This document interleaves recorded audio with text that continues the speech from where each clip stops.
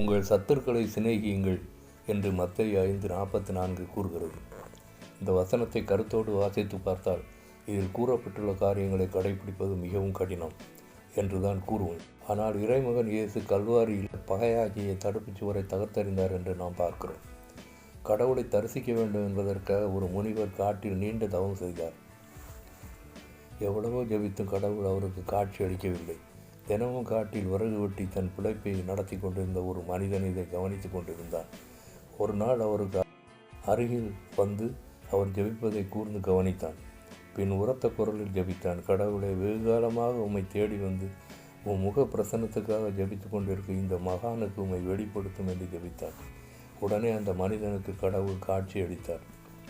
ஆனால் அந்த மகானா மிகுந்த கோபமாக கடவுளிடம், எவ்வளவு காலம் நான் ஜெபித்தும் நீர் வெளிப்படவில்லை, ஆனால் இன்று இம்மனிதன் ஜெபித்தவுடனே வெளிப்படுத்தி விட்டீரே என்றார்.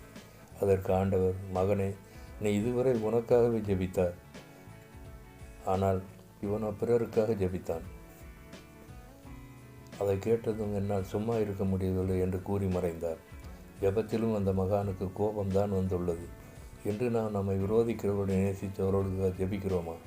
யோபு மற்றவர்களுக்காக ஜெபித்த போது கர்த்தர் அவன் சிறையிருப்பை மாற்றி அவனை ஆசீர்வதித்தார். இந்த முறையை நாமும் கடைபிடிக்க வேண்டும்.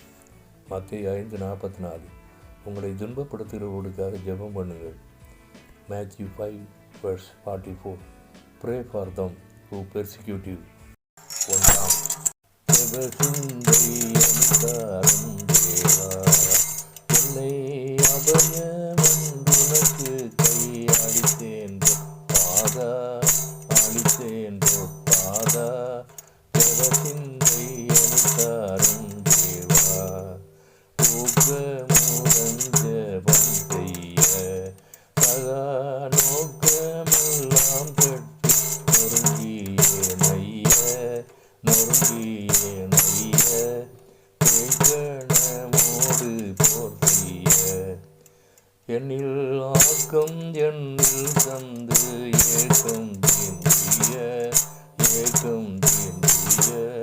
ஜெபசிந்தை அனுசாரம் தேவா, என்னை அபயமென்றுனக்கு கை அளித்தேன் பாதா, அளித்தேன் பாதா.